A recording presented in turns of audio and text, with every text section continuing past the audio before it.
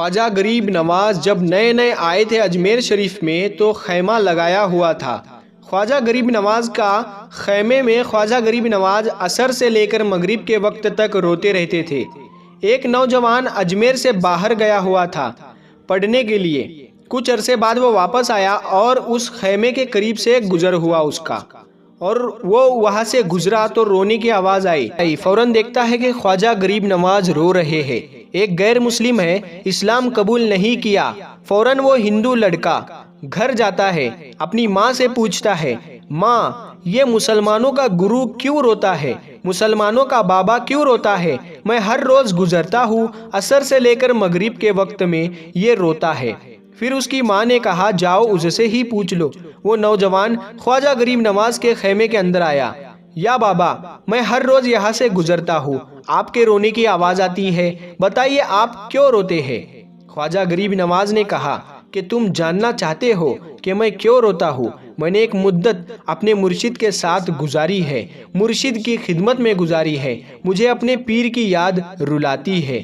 میں عصر سے مغرب کے وقت تک اپنے مرشد کی یاد میں روتا رہتا ہوں۔ اس نوجوان نے کہا، اچھا، میں نے تو سنا تھا کہ انسان کو جب درد ہوتا ہے، تکلیف ہوتی ہے، تو تکلیف میں انسان رو لیتا ہے۔ آپ کو تو محبت ہے، محبت میں بھی انسان کو رونا آتا ہے؟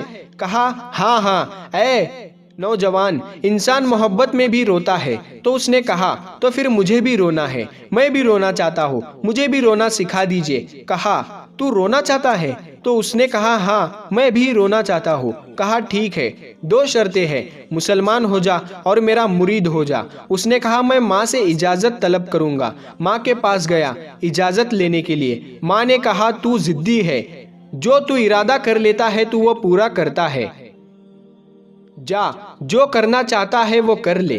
خواجہ غریب نواز کی بارگاہ میں حاضر ہوتا ہے، عرض کرتا ہے، یا بابا، میں بھی مسلمان ہونا چاہتا ہوں، مجھے اپنا مرید بنا لیجئے۔ خواجہ غریب نواز نے مرید اسے کر لیا۔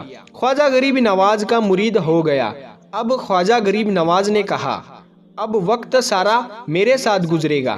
ناشتے کے وقت خواجہ غریب نواز کے ساتھ، سحری کے وقت خواجہ غریب نواز کے ساتھ، سحر کے وقت خواجہ غریب نواز کے ساتھ۔ پورا دن اسے خواجہ غریب نواز کے قرب کی کچھ ایسی عادت ہو گئی، خواجہ غریب نواز کا دیوانہ ہو گیا، ان کا عاشق ہو گیا۔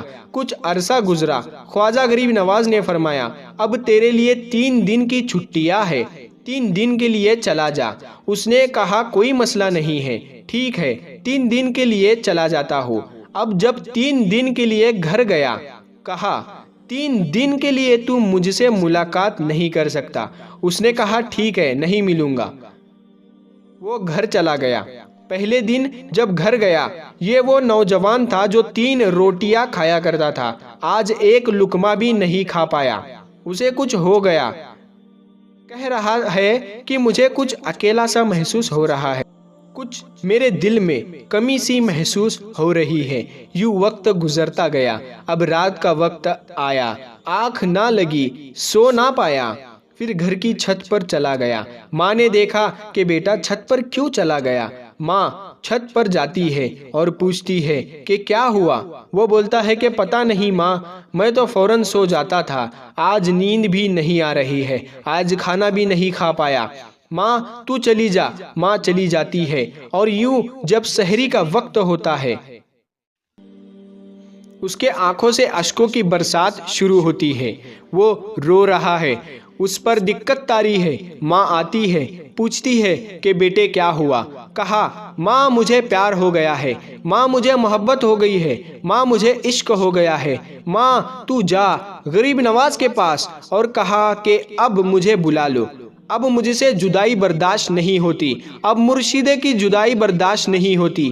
ماں فوراً خواجہ غریب نواز کی بارگاہ میں حاضر ہوتی ہے اور کہتی ہے کہ اے مسلمان کے بابا، تم نے میرے بیٹے کو کیا دے دیا؟ تمہارا تعلق نہیں سمجھ پاتی، تمہارا رشتہ نہیں سمجھ پاتی، لیکن وہ تو رو رہا ہے، اسے واپس بلا لو۔ خواجہ غریب نواز نے کہا، نہیں نہیں، ابھی وقت نہیں ہے، میں اپنی زبان میں کہتا ہوں کہ ابھی تو ابتدائے عشق ہے، روتا ہے کیا؟ آگے آگے دیکھ، ہوتا ہے کیا؟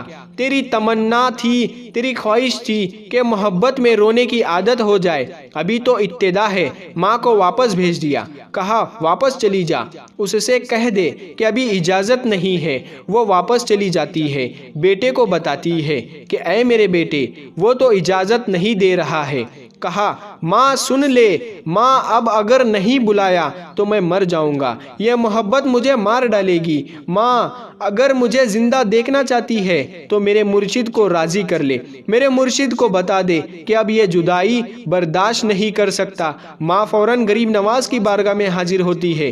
कहा ऐ गरीब नवाज, करम फरमाइए, मुझ माँ की तमन्ना है, ये माँ की आरज़ू है, वो मर जाएगा।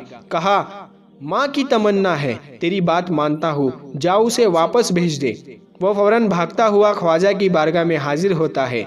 उस वक्त ख्वाजा अपने मुरीदों को दस्त दे रहे हैं। एक मजमा लगा हुआ है, वो अपने मुरीदों को दस्त दे रहे हैं। फौरन ख्वाजा गरीब नवाज के दरवाजे पर खड़ा होता है और फिर मुरीद ये मंजर देख रहे हैं। ख्वाजा गरीब नवाज को देखता है, ख्वाजा गरीब नवाज उसे देखते हैं। ओ मैंने कहा था ना, निगाहे मस्त मिलाई तो मैं पिला के उठे, जहाँ वो बैठ गए मैं कदा बना के उठे।